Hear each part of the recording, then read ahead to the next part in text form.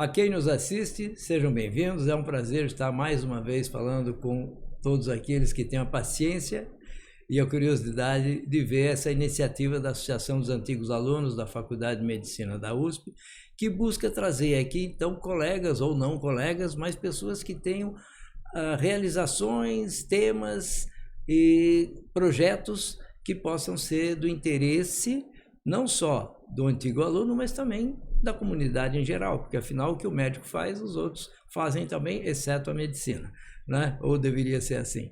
Eu estou trazendo hoje para conversar com a gente a Patrícia Moreno.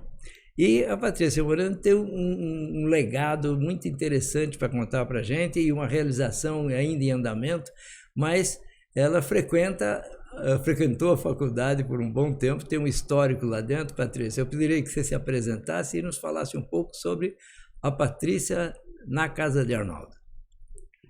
Bom, olá a todos. Meu nome é Patrícia Moreno. Eu entrei na faculdade na turma 77, mas na época eu jogava vôlei. Eu jogava no Pão de Açúcar Colgate, né? Jogava numa intensidade de treinamento e de agenda, né?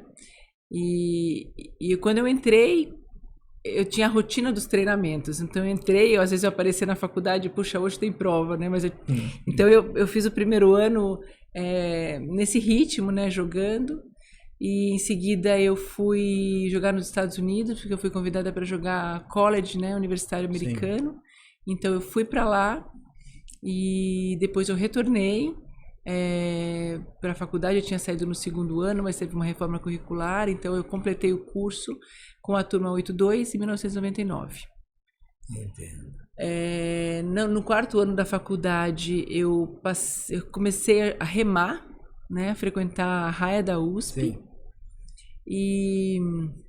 E aí também nesse ano que eu comecei a frequentar, que foi em 97, quando eu comecei a fazer o remo, fui campeã sul-americana, campeã brasileira e sul-americana, com a minha parceira Ana Helena Puccetti, né, parceira de remo, e terminei a faculdade e continuei remando. E fui para o Rio de Janeiro remar também. Sim. Depois da faculdade, remei pelo Clube Vasco da Gama, e em seguida eu voltei para fazer a residência. Então foi meio intermitente a coisa. Foi. Você mesclou aí a atividade esportiva no remo, no começo no vôlei, depois no remo, e a formação médica. E aí depois a residência médica também, que você fez em que área? Eu fiz em ortopedia. Bom, tudo a ver, né?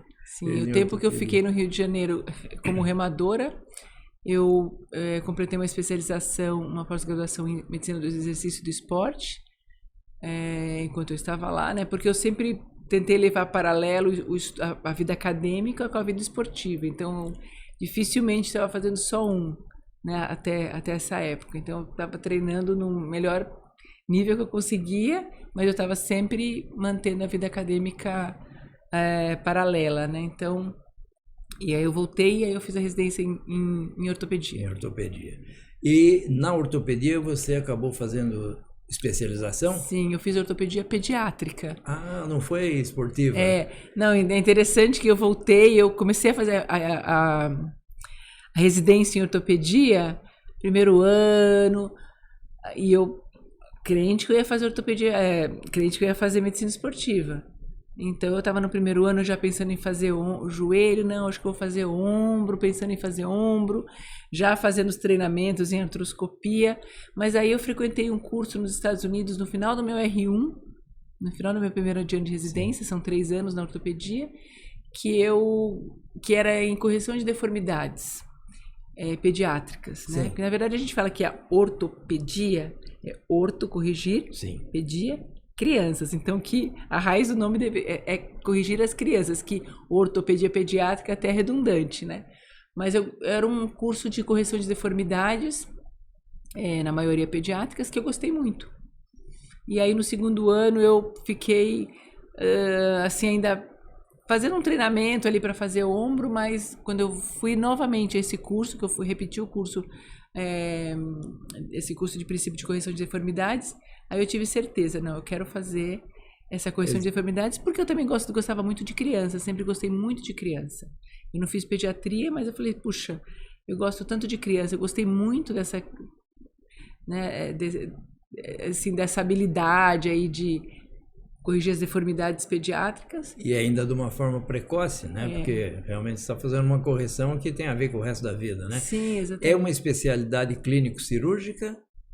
A ortopedia pediátrica? Sim, ortopedia pediátrica, sim, clínico-cirúrgica. Clínico-cirúrgica. E dentro da ortopedia pediátrica, porque a ortopedia pediátrica, na verdade, é muito ampla, porque são todas as condições ortopédicas na criança. Então, a gente geralmente faz os membros, e geralmente não opera a coluna, acompanha, mas não opera a coluna, e também as deformidades de mão, fica com o especialista em mão. Mas o restante, a gente praticamente faz todo o joelho, tornozelo, quadril, né, ombro, cotovelo, então acaba fazendo quase tudo, então é bem amplo. E aí você vai fazendo a sua formação, né, se especializando em pé torto congênito. Hoje em dia eu tenho uma especialidade em paralisia cerebral, em condições neurológicas que levam a manifestações ortopédicas, então paralisia cerebral, mielomeningocele, então tudo que se relaciona à criança. Sim. Né, da parte ortopédica, a gente procurou estudar e fazer esse acompanhamento das crianças. Entendo. Eu vou lhe fazer uma pergunta que nem é, vamos dizer assim, tanto do escopo da Associação dos Antigos Alunos, enquanto que nós estamos falando com médicos, mas como a gente busca também ser informativo, né, não formativo, mas informativo, eu lhe pediria, já assim, o que os pais devem prestar atenção e aquilo que é hábito relevar e que não deveria ser relevado na sua experiência em consultório e em cirurgia no lado da ortopedia infantil. Olha, o que a gente mais... os pais têm muitas dúvidas, né? E a criança, ao longo do crescimento e desenvolvimento, tem particularidades para cada fase. Né? Então, um pé plano, os pais vêm às vezes com crianças pequenas, com 2 anos, 3 anos, tem pé plano. Então, a gente precisa diferenciar, claro, o que é fisiológico do que é patológico. E em sua grande maioria, principalmente das crianças que não tem nenhuma outra condição, essa questão é fisiológica. Então, o pé plano na criança, por exemplo, os pais se preocupam muito. Mas naquele momento estava correto. Estava correto. E a gente sabe hoje que existe o pé plano fisiológico, que isso é uma condição também da pessoa, né? Característica da pessoa, não é patológico, né? Os pés planos flexíveis. Então, isso é frequente no consultório. O genovalgo também, na criança por volta de... geralmente a partir de 1 ano e meio, 2 anos, até uns 4, 5 anos, pode ter um genovalgo fisiológico. Então existe essa preocupação, eles trazem por isso, e a gente sabe que faz parte daquela etapa, né, do crescimento, que eles vão crescer e isso se alinha, mas que se passar dessa fase, se passar 6, 7 anos, a criança tiver um genovalgo, isso já não é mais fisiológico. Não é aceitável. Não é aceitável. E não necessariamente a gente trata com palmilha, não trata. A gente acompanha e, se precisar, às vezes tem que ter um procedimento cirúrgico mínimo, que na criança é possível você atuar com o crescimento dela. Se ela chegar na idade adulta com essa deformidade, vai ser mais difícil corrigir. Então, acho que essas são as coisas mais comuns, né? O genovalgo, o pé plano, a anteversão femoral, as crianças andam com o pezinho para dentro e por causa disso às vezes sentam em W, mas isso também é fisiológico. Então, dessas crianças que não tem nenhum outro diagnóstico, mais ou menos isso. Na faixa etária adolescente, pode aparecer a escoliose, então os pais... E aí a gente geralmente para de crescer os membros primeiro, depois a coluna continua crescendo, então... A escoliose idiopática da adolescência aparece, obviamente, nessa fase. E, às vezes, as crianças estão cobertas, tal, quando tira, nossa, tinha uma escoliose. Tinha uma escoliose. Isso acho que são da criança que não tem nenhum diagnóstico, né? Mas as crianças que têm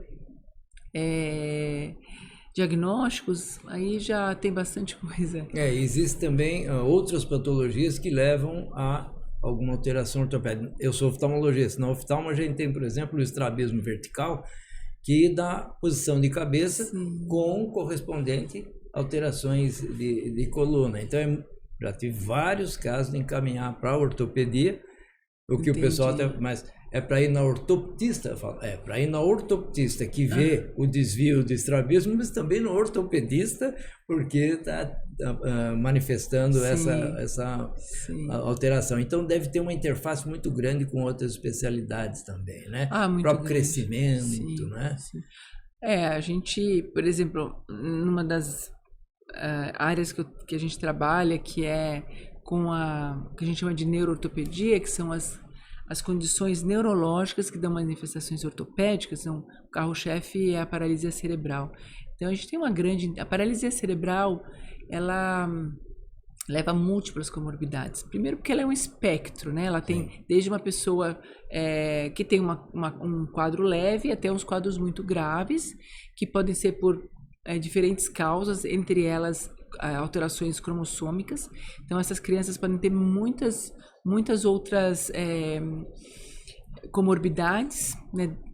Desde deglutição, cognição, próprio desenvolvimento,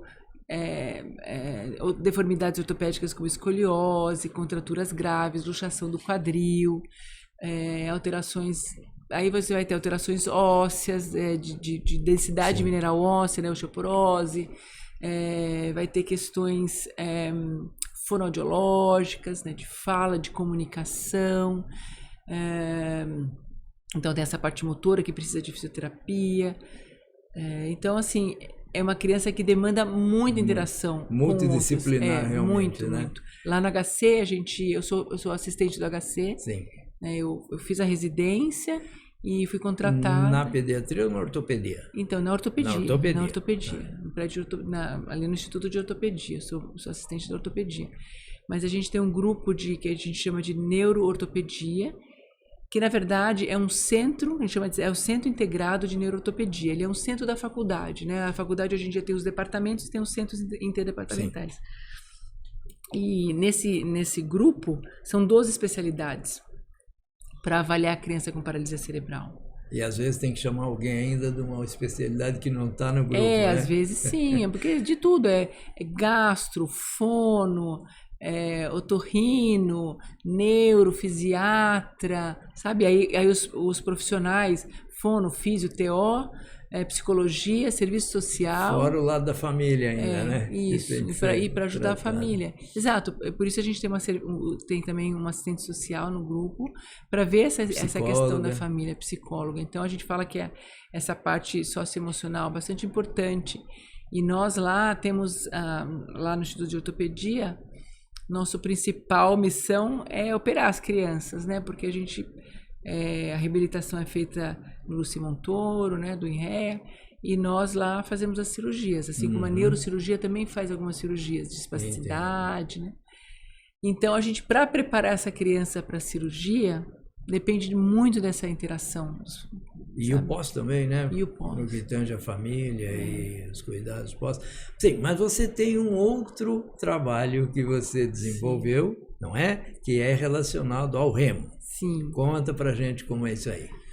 Então, isso é muito bacana, porque o Instituto Remo Meu Rumo, que é o nome da o CIP, né? Que é uma Organização da Sociedade Civil, então tem um CIP. É um CIP. Ótimo. Já tem 11 anos e meio, nós fundamos em 2013 como instituição, né? Sim.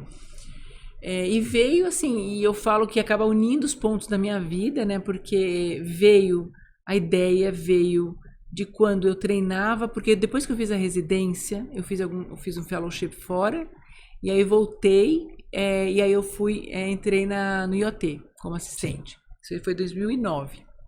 Em 2009, então, eu tinha aquela rotina, eu treinava das 5 às 6h30 da manhã, às 7 horas eu já estava lá no hospital. E aí eu já era assistente, então a gente cuidava ali das crianças, né, fazia aquele tratamento, e eu perguntava ali, principalmente para os adolescentes, e agora, você vai fazer esporte? Melhorou um pouquinho, né, sua marcha, né, você vai fazer esporte?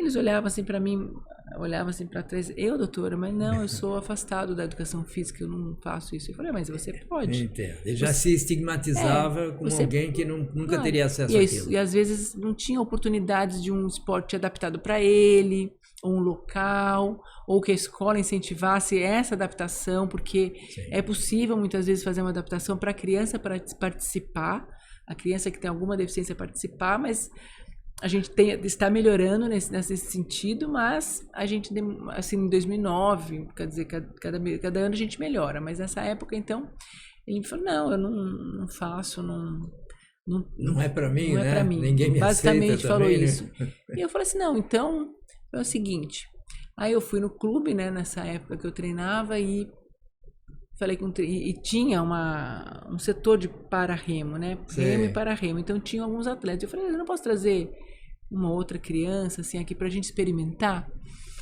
E vieram 3 crianças, né? 3 adolescentes. E foi muito bom, foi espetacular.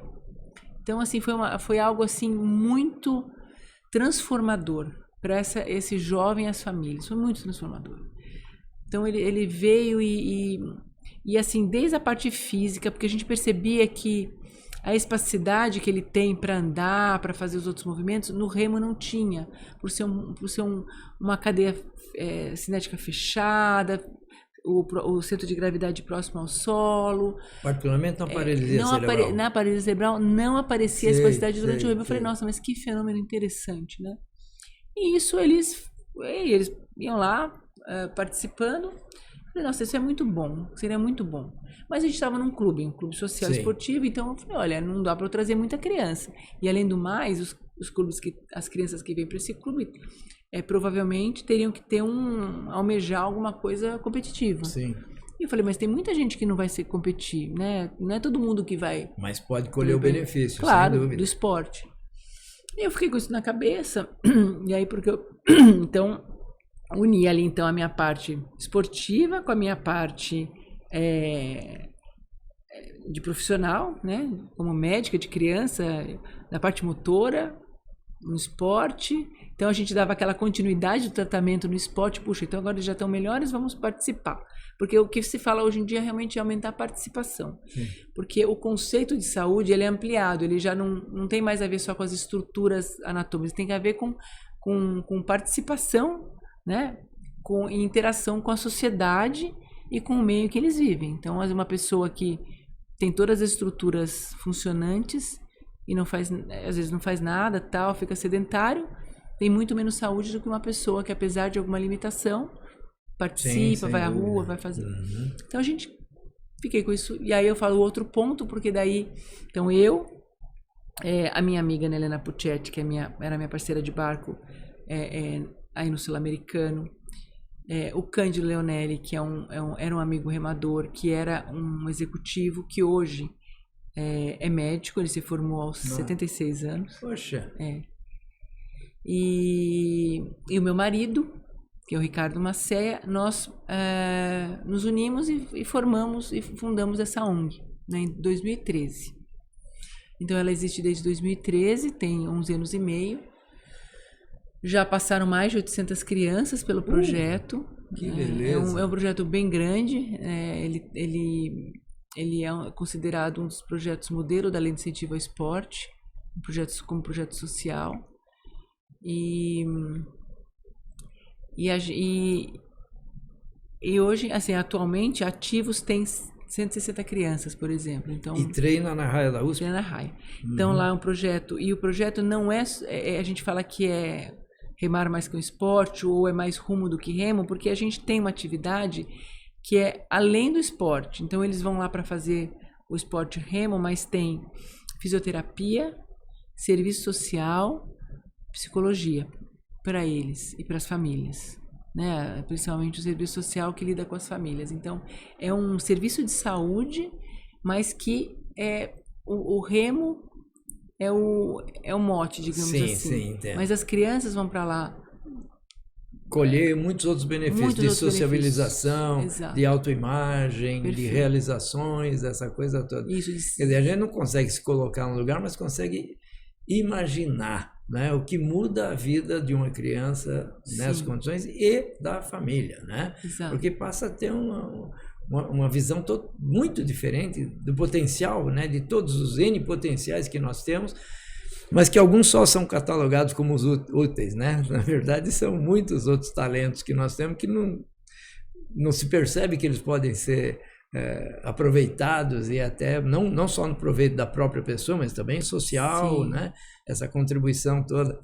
Menina, meus parabéns. E o bacana é justamente isso, porque você falou muito em potenciais, né? O que a gente, algo que observava muito era, e assim, a gente agora, eu consigo ver os dois meios que eles frequentam. Então, no hospital, a gente tem o olhar para a deficiência, para o que vai ser corrigido. Então, você imagina uma criança, 4, 5, 6 anos, crescendo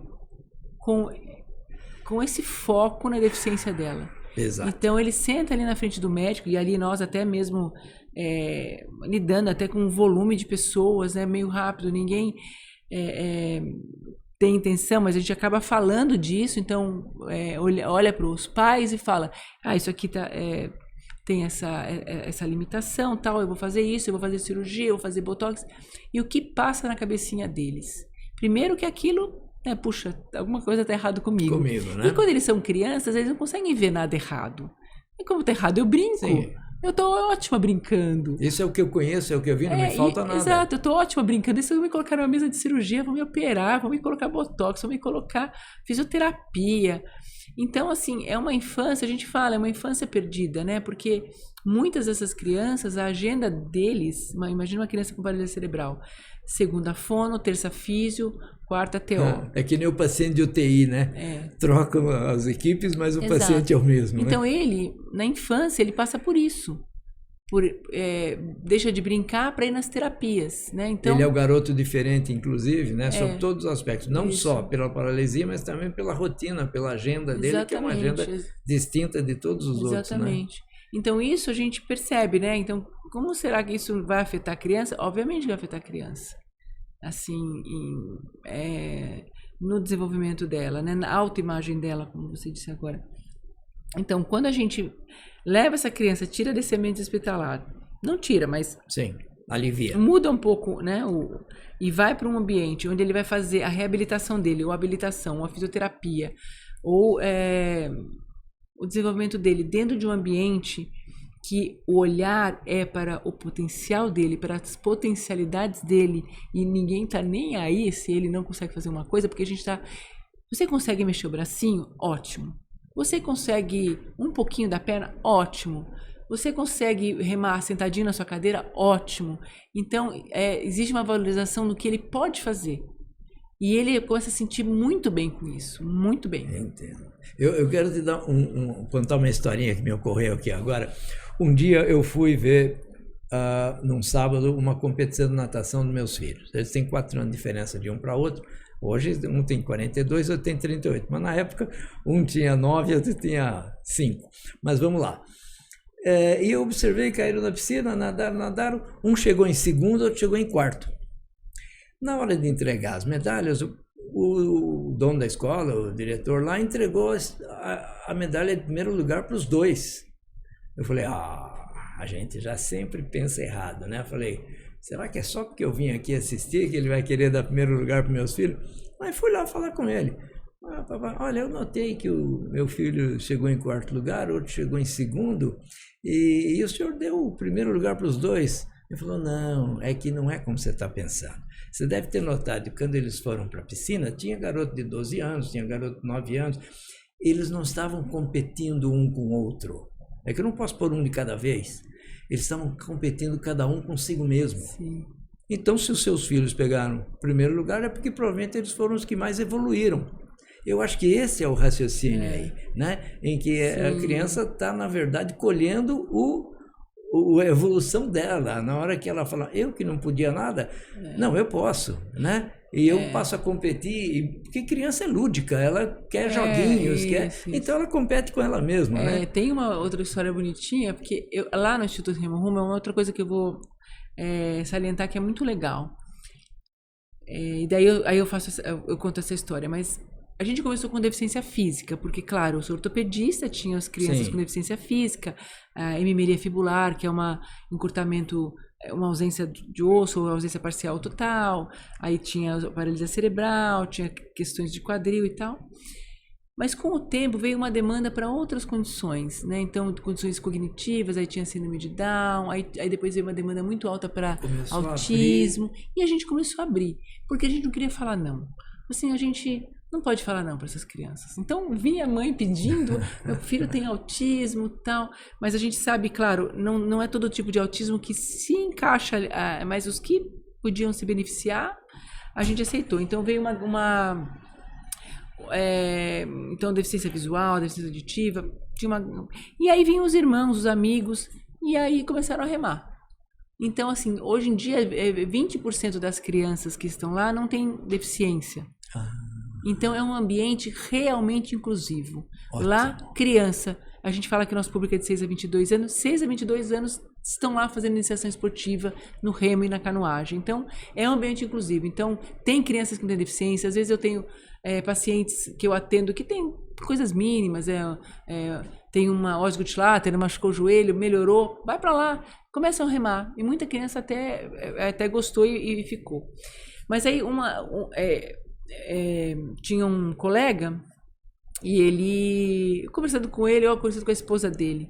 Minha filha acho que é um pouco tímida, tá? Não, mas leva ela lá pro remo. Aí foram as duas crianças para lá. As duas meninas, né? Acho que uma de 6 anos e uma de 10 anos. E aí eles estavam no caiaque. E aí a mãe depois perguntou assim, você estava remando aí com aquela menininha que tinha aquele probleminha. Não, mamãe, eu não tenho problema nenhum. Não tem problema nenhum. É tão gratificante, né? Agora, eu imagino que com isso você deva ter uma demanda grande, uma demanda reprimida, inclusive, de gente que quer participar e tem que entrar numa fila para conseguir. Você precisa de meios, eu creio. A gente tem alguns desafios, né? Mas eu acho que é um programa gratuito, né? A gente oferece para essas pessoas. Mas tem um turnover grande, porque as pessoas, às vezes... a criança fica mais velha, já começa a fazer alguma atividade de adulto, né, de trabalho. Sim. Outras saem por algum outro motivo, então tem um turnover. Mas isso. Todos saem de lá com assim, essa melhoria de autoimagem, essa melhoria de... E a gente tem então atividades às segundas, de manhã e de tarde. E de manhã são 2 turmas, à tarde são 2 turmas. Na terça, de manhã e de tarde, 2 turmas e 2 turmas. Na quinta, também essas 4 turmas. E no sábado, 2 turmas. Então, são 4, 12, 14 turmas. E cada turma com quantos participantes? Cada turma, às vezes, com 15 a 20, né? Então, são 160. Alguns...